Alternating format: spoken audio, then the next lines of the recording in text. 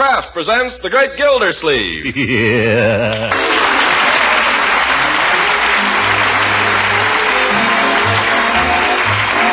The Kraft Cheese Company, makers of Parquet margarine and a complete line of famous quality food products, presents Harold Perry as The Great Gildersleeve. Kraft brings you The Great Gildersleeve every week at this time, written by John Whedon and Sam Moore. We'll hear from The Great Gildersleeve in just a moment. If you're taking the family on a picnic this Memorial Day, surprise them with a variety of tempting treats made with Pabstet, the delicious golden cheese food. Pabstet goes a long way toward satisfying hearty appetites because Pabstet is so delicious in so many appetizing ways. For example, blend a smooth, luscious Pabstet cheese sauce into a macaroni loaf, or a molded cheese loaf, or a molded vegetable ring. They're easy to prepare and delicious on an outing. Dates or prunes stuffed with Pabstet make another grand picnic treat. And, of course, it goes without saying that Pabstet is wonderful as a sandwich spread, rich in mellow cheddar cheese flavor. Remember, too, that Pabstet adds nourishing goodness, muscle-building proteins, food energy, milk minerals, and vitamin A. So head up your shopping list with Pabstet, the delicious golden cheese food. Don't forget, the name is Pabstet.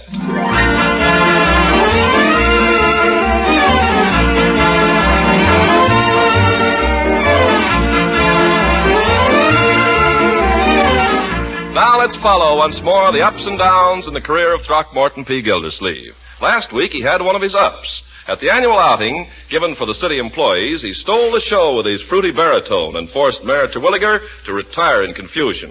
And today we find him still riding the crest of that wave as he strolls down Main Street with his campaign manager, Judge Hooker, about to enter Floyd Munson's barber shop. After you, Gildy. No, after you, Judge. I insist, after you. No, after you. Well, then. Well, make up your mind. I'll make up yours. All right, after me. Close the door, gents. You're letting in flies. Oh, hello, Floyd. How's business? How's the wife? That's fine. Hi, Commissioner. Thought it was about time you were coming around. Oh, I'm overdue, Floyd, overdue. But I haven't had time. Well, I haven't one for a real haircut today. Just a little trim. Okay, climb right up in the chair there. Hi, Judge. Good day, Floyd. Make yourself at home with the magazines there. It's a new Esquire that's worth looking at. I'm not interested in Esquire, Floyd. Where is it? Well, it's there somewhere. Don't miss the Varga girl. Brother, that girl telephones in the darndest positions. Well, how you been, Commissioner? Well, I can't complain, Floyd. Can't complain. I hear where you knocked him dead at the mayor's picnic the other day. Oh, hardly that, Floyd. Did you see what the indicator said about me? Yeah, I saw that. Judge, you've got the newspaper clipping there. Read it to Floyd. But I told you I read it. That's all right. Read it again, Judge. I like to hear it. Judge. Huh? What's that?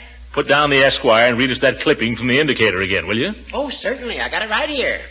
Read us the part about the ovation. This is from the indicator, Floyd. It's an editorial. I know. I read it. It says, at the recent annual outing of the city employees of Summerfield, Mr. Gildersleeve received an impressive ovation. How do you like that? An impressive ovation? Head down a little, Commissioner, please. Oh, yes. Listen, do you want me to read this or don't you? Oh, go ahead, Judge. Read it. Quiet, Floyd, quiet. Mr. Gildersleeve received an impressive ovation and proved himself a real vote-getter with a golden voice and a knack of swaying crowds. Not bad, eh, Floyd? A real vote-getter. Wait a minute. Listen to this. Behind this smart campaigning may be seen the guiding hand of his astute campaign manager, Judge Horace Hooker. Astute. We predict that between them, they'll give Mayor Terwilliger a real run for his money. Pretty swell write-up, eh, Floyd? Yes, it is, Commissioner. I only hope you're not going to forget your friends when you get up there in the mayor's office. Oh, don't worry, Floyd. Mayor Gildersleeve will know who his real friends are, Floyd. I'll see to that. What do you mean, Judge? I think you know what I mean. Why, I've been for Mr. Gildersleeve right along. You know that. Floyd, don't add perjury to your other sins. What? They're numerous enough already. Now, Judge? You got me all wrong, Judge. Why, only the other You're day... a Terwilliger man, and you know it. Floyd, is this true? Commissioner, I hope I may die tomorrow if I... Why, only the other day. Floyd. Well, sure, I cut the mayor's hair, sure. Business is business. I got to be polite to him, don't I? Perhaps, but you don't have to run his political errands for him. You don't have to be his stooge. Now, Judge, I think that's going a little far. Easy, Horace. Let's not be calling any harsh names. You can't blame a man just because he cut somebody's hair. Cutting hair is my business. Yeah, and you'd cut a throat just as quickly. Now, Horace. Put down that razor, Floyd. Let's straighten this out. Well, I think the judge owes me an apology. Apology for what? Now, I think Floyd sees which way the political wind is blowing, Judge. You're darn right I do. I feel sure he's going to vote the way his conscience tells him to. Aren't you, Floyd? You're darn right I am. Then why, may I ask, has he consistently refused to lend your campaign any assistance whatsoever? Judge, how can you say that? I've been for the commissioner here right along. Why, only the other day we need office space for our headquarters. The floor above this shop is empty, and it would be ideal. No, but every time that I've asked you to let us use it, you've hemmed and hawed and stalled around. Now, how about it? Yes, Floyd. How about it? Well, gosh, fellas, you put me in kind of a difficult position. How about it, Floyd? Well, voting for Mr. Gildersleeves is one thing, but having his headquarters right here in the shop, gosh, I'm liable to lose some trade that way. Only the undesirable trade, Floyd. The time has come, Floyd, for every man to make his choice and declare himself. Is it yes or no? Well, all right. Fine, I knew you would, Floyd. Now, Judge, you get busy and see if you can rustle up some office furniture. I don't suppose there's any up there, Floyd. Oh, nothing but an old piano. Well, we need a couple of desks and some chairs and, and some files. Yeah, I'll get right on it, Gildy. I think I even know where I can borrow an electric fan. Great. I'll run home and see if I can round up some volunteer workers. Hey, let me up, Floyd. Yeah, but the haircut, I haven't finished, Commissioner. We'll call it done. Finish it some other time. Here, keep the change. Say, you don't let any moss grow, do you? Not me. Uh-oh, telephone. Yeah, I'll take it. Oh. Gildersleeves headquarters. She and I had a nice, quiet little business here.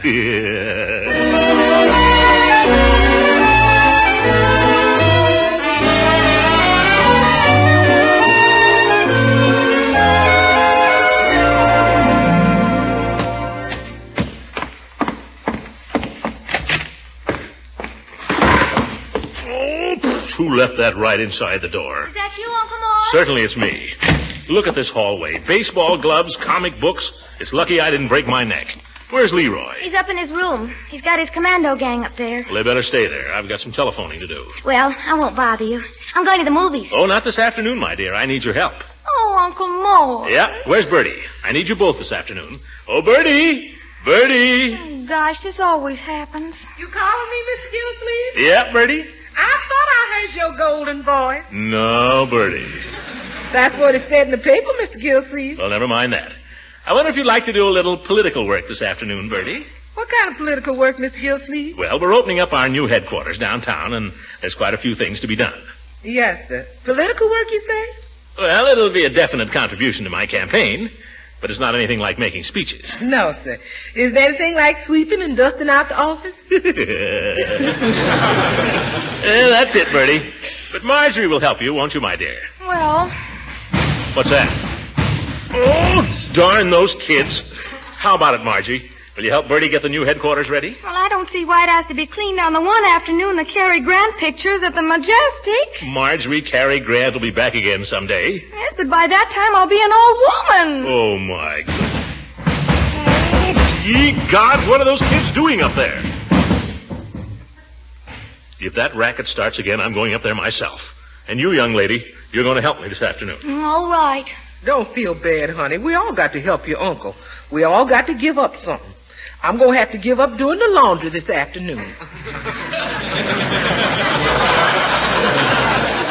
Yes, there you are, my dear. Bertie gives up her laundry. You give up Cary Grant.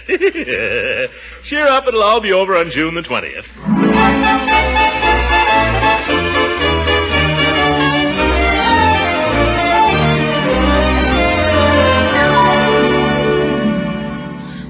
To use it because I'm head of the commandos. Well, the whole thing was my idea, so naturally I get first Oh, shot. for corn's sake, the commandos will please come to order. What's that mean? Piggy, don't you know anything? Everybody knows what come to order means. Well, I don't. What does it mean, Leroy? It means shut up. Now come to order. Well, I don't see why you always have to be the boss. Who said you were the boss anyway? Do we have to go all over that again? Come to order. Okay. I bet there's a catch to it. There's no catch, Whitey. Gosh, don't you understand? We gotta be systematic. We gotta vote and decide this question. What question? What have we been arguing about for half an hour? If we just take a vote on it, the majority can decide. Well, for corn's sake, why didn't you say so? Okay, let's vote. Wait a minute. First, everybody gets a chance to speak. Me first. Why do you have to be first? What difference does that make? It doesn't make any difference who goes first. I'm offering to go first just to give you the idea. Okay, go ahead. Gosh. Okay. Fellow commandos, I believe I should be the first one to use the new flamethrower because I am head of the commandos, and so naturally I should go first. Who said you were the head? Piggy, that's all settled. Go ahead and make your speech. Why does he go next? What difference does it make? Leroy just told you it doesn't make any difference. Fellow commandos, I believe I should be the first to use the new flamethrower because it was my idea. I thought of the whole thing. I thank you. Very good, Piggy. Okay, Whitey, you're next. Well, I think I should get first shot because my father owns the blowtorch, and if I don't, I'll take it home. Hey, that's no fair!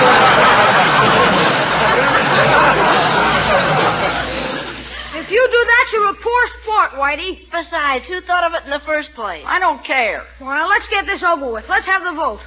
Who do you vote for, Whitey? I vote for me. You're not supposed to vote for yourself, you dope. Who do you vote for, Pig? Me. Then I'll vote for myself, too. Only I forgot to tell you, in case of a tie, the chairman wins. Hey, that's no fair.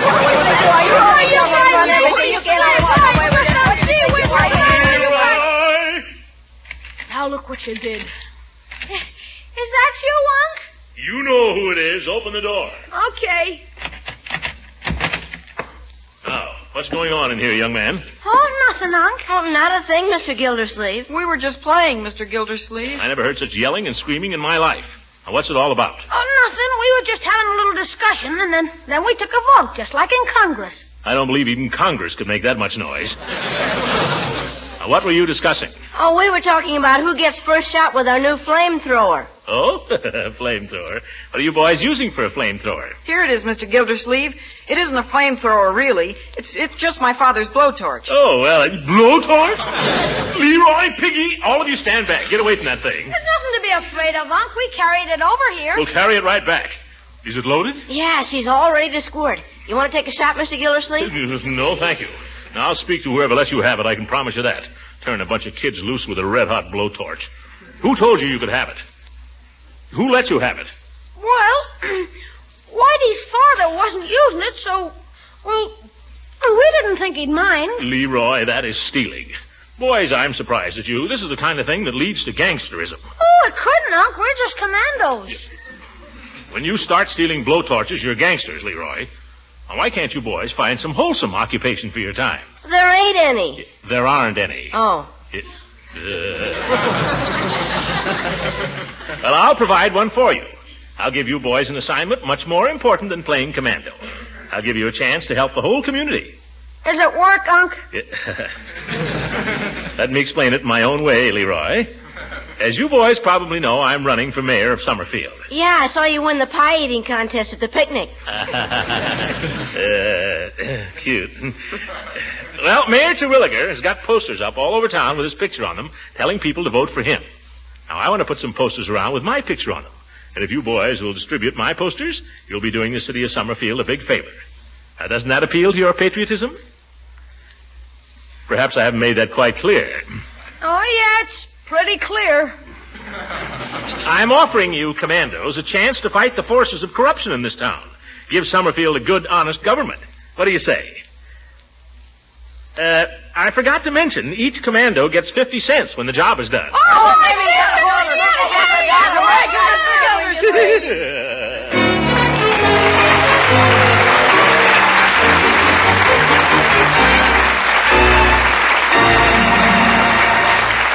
The great Gildersleeve will be with us again in just a few seconds. Of course, no one's wasting important leftovers these days. But do you know the trick of making leftovers not seem like leftovers at all? Well, it's easy with Pabstet, the delicious golden cheese food. First, you make a smooth, luscious cheese sauce with Pabstet and a little milk. And then pour this appetizing Pabstet cheese sauce over leftovers of meat, fish, vegetables, or rice, fixed any way you like. And presto, Pabstet has helped provide you with a brand new main dish, rich and mellow cheddar cheese flavor. You can serve Pabstet in a variety of other ways, too. Melted with macaroni for a tempting casserole dish, toasted in sandwiches, or sliced for serving with dessert. And remember, Pabstet is wholesome and nourishing, a real favorite with children. So watch your dealer's stocks, and whenever you can, buy Pabstet. Ask for the delicious golden cheese food of 100 uses, Pabstet.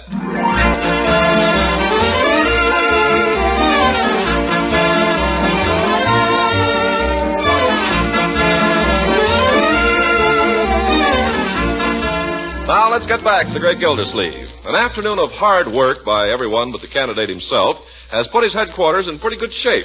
But there's just one difficulty. Nobody has come near the place. Gildersleeve, however, is leaving no stone unturned. He's keeping open in the evening, too. And we find him now coming back from supper to relieve his friend, Mr. Peavy. Well, Peavy, anything happen while I was out? No, Mr. Gildersleeve, nothing happened. At least nothing worth mentioning. In politics, Peavy, anything may be significant. Now, what happened and when? Well, about 5 minutes past 7, a mouse ran across the floor. A mouse, Peavy. I thought you might be passing up something important.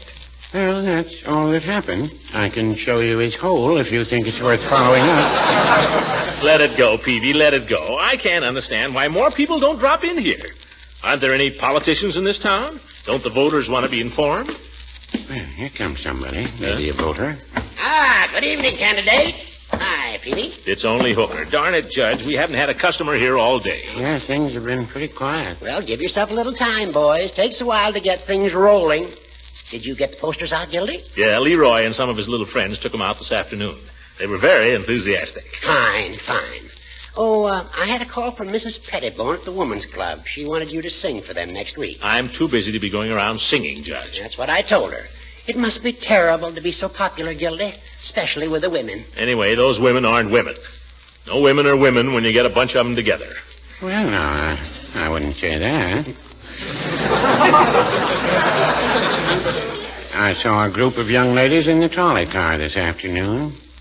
Lovely. Peavy, what's come over you? I don't know, but I rode 2 blocks past my store.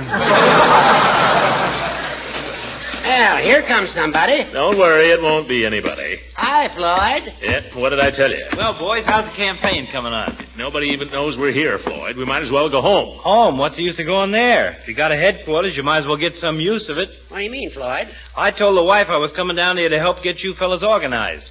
She didn't believe it for a while, but I convinced her. So what?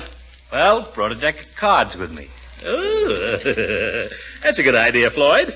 Why should we sit here all night and just worry? Well, we might play just a few hands. Sure, nobody wants to play poker all night. No. Pull up a chair, Judge. Pull up a chair, Peavy. Oh, I don't think I'd better, Floyd. I think I'll just be running along. Oh, no, you don't, Peavy. Your wife's out, and we need at least 4 players. But I don't really understand the game, Mr. Gildersleeve. We'll teach you, Peavy. Eh, Floyd?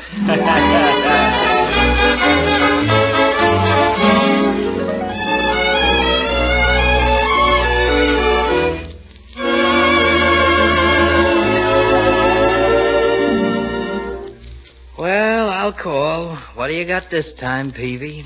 Well, it really doesn't amount to much. All I've got is 3 queens. And then these 2 8s. Well, I'm licked. Telephone. You take it, Judge. Another hand, boys. Yeah, deal faster. I'll never get even. Gildersleeve headquarters. I'm sorry, Mr. Gildersleeve is very busy right now. This is campaign manager. Could I give him a message? Must be long distance the way the judge is shouting. Yeah? Yes? In just a minute, I'll ask him. It's the president of the Kiwanis Club, Gildy. They're giving a smoker Friday night, and they want to know if you will be the guest of honor. Oh, tell him I'd be only too happy. I suppose they'll want me to say a few words. Mr. Gildersleeve says that he'd be only too happy to say a few words. Ask him what topic they'd like me to speak on, Judge. Oh, I see. Just a minute. They don't want you to speak, Gildy. They want you to sing. Sing? What is this? I'm a busy man, Judge. I'm trying to run a campaign. Tell him certainly not. Tss. I'm sorry, Mr. Gildersleeve is extremely busy with his campaigning these days, and he... What's that? $800. Dollars? Hold the wire. He says if you'll do it, he can practically guarantee you 800 votes. You better grab it, Gildy. Say, for 800 votes, I'd sing all night. Mr. Gildersleeve would be delighted. He'll be there with his music. Well, what do you know about that? You're getting to be a regular thrush, Commissioner. Gildy, I've got it. By golly, I've got it. You've got what? The old fox has done it again. The old goat. Look, now, how did Pappy O'Daniel get to be governor of Texas? O'Daniel? Ain't he the guy that used to sing Pass the Biscuits, Pappy? That's right. He toured the state with a band, and he sang his way right into office. There's the keynote of your campaign. By George, Horace, maybe you've stumbled onto something there. Stumbled my eye. Yeah, you know, all you need is a good campaign song, Commissioner. Look, like this one. Oh, brother. Floyd, where'd you get that piano? I don't know. It came with the joint. Yes. Now listen. All vote for Gildy, Gildy. Gildersleeves, a grand old name. No. I've got it. Oh, what a pal is Gildy. Oh, what a pal is Gildy. Oh, no, boys. That's no good. Wait a minute. Oh, here's one. Oh, Gildersleeves, sweet Gildersleeves. Oh, mayors come and mayors may go. Now what? We still have him, so do not grieve, but vote for him on June the 20th. Hey, fellas, this is kind of fun. Yeah, let's sing it again. Hey, Peavy, how's to run down the block and bring up a couple of bottles of Coca-Cola? What do you say? Huh? Ready? Oh, Gildersleeve, sweet Gildersleeve.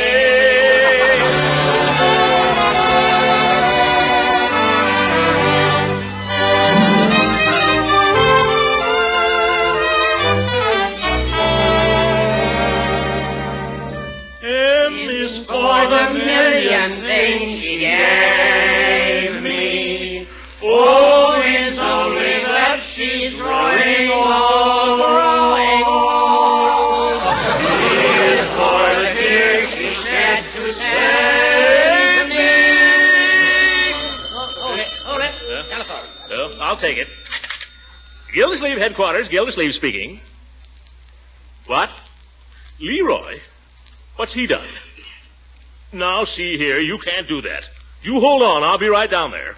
What's wrong, Gildy? Leroy, they got him down at police headquarters. What for? Darned if I know. I thought he was home in bed, Judge. Anyway, it's persecution, that's what it is. By George, if Terwilliger's back of this, I'll have the law on him. Come on, fellas. Come on, Floyd. Come on, Peavy.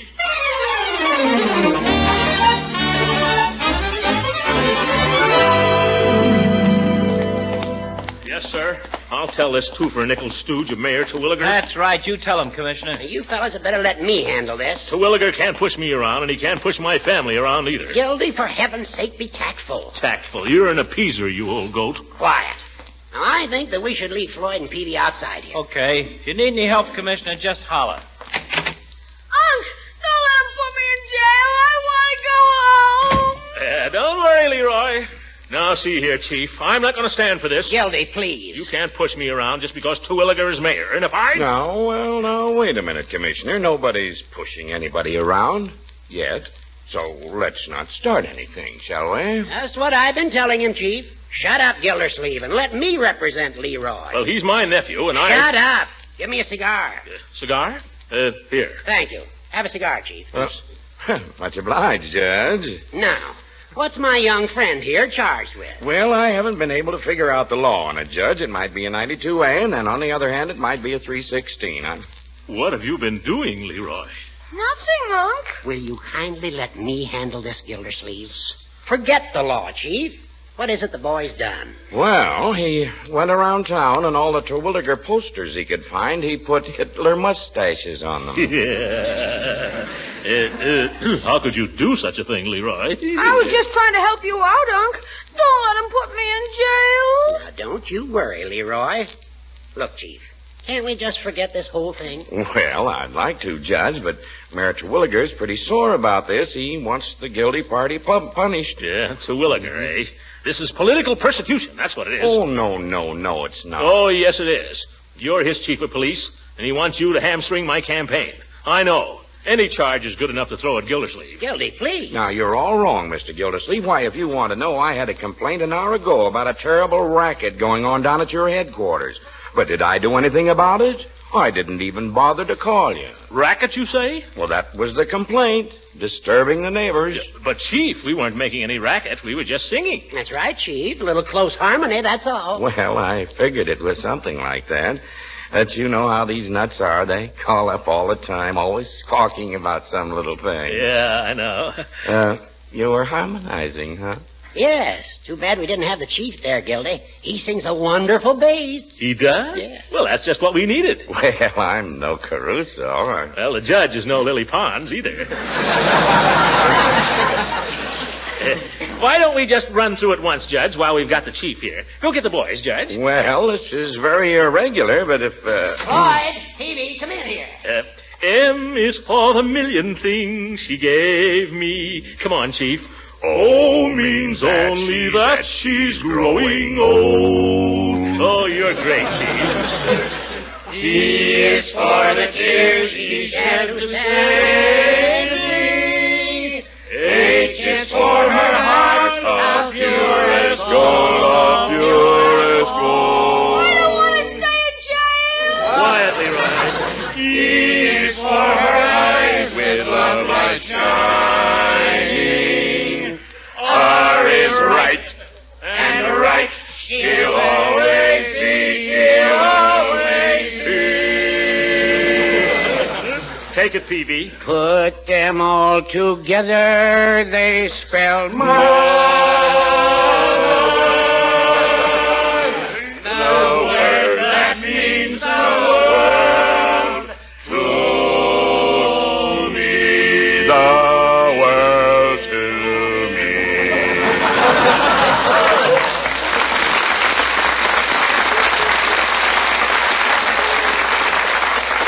Say, that was wonderful, Chief. You were great. well, we were all good. I think we could do even better. Hey, Unc! Leroy, what are you doing up? It's way past your bedtime. We better send the boy home, eh, Chief? Well, it would be a little irregular, but if the judge is willing to close one eye, I'll close the other. Run along home, Leroy. I'll close the judge's eye. All right, fellas, all together.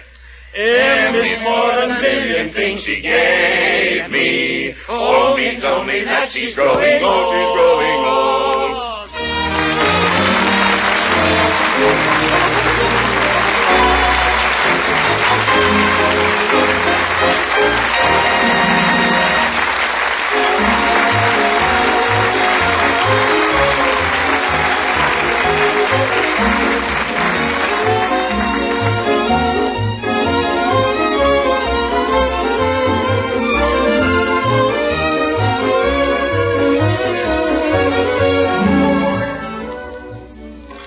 M is for the many things she gave me.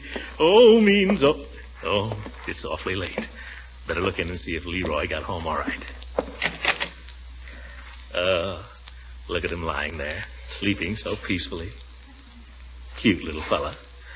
All the cares of the day forgotten. Never a thought for the morrow. Fine boy. I holler at him a lot. But if you only knew, I love every hair on his cunning little head.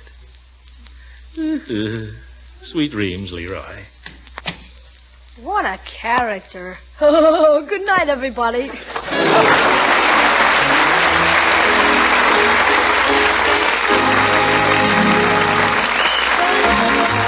Music on this program is directed by Claude Sweeten. This is Ken Carpenter speaking to the Kraft Cheese Company, makers of parquet margarine and a complete line of famous quality food products. Kraft invites you to listen again next week for the further adventures of the great Gildersleeves.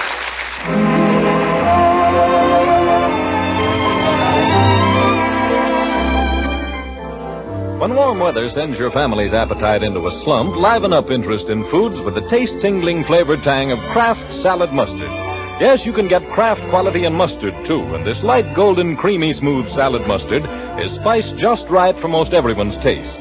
You can serve Kraft Salad Mustard in dozens of appetite-rousing ways. Blended into tasty relishes and sandwich fillings, spread on sausage and cold meat cuts, or added to salad dressings for extra flavor zest. What's more, Kraft Salad Mustard is grand to use in cooking, blended into a golden sauce for hot-cooked vegetables, or added to a tempting cheese fondue or Welsh rabbit. Then there's another Kraft quality mustard you'll want to try, a sharper variety with horseradish added. Buy them both for variety. Kraft mustard with horseradish, and that popular favorite, tangy golden Kraft Salad Mustard. This is the National Broadcasting Company.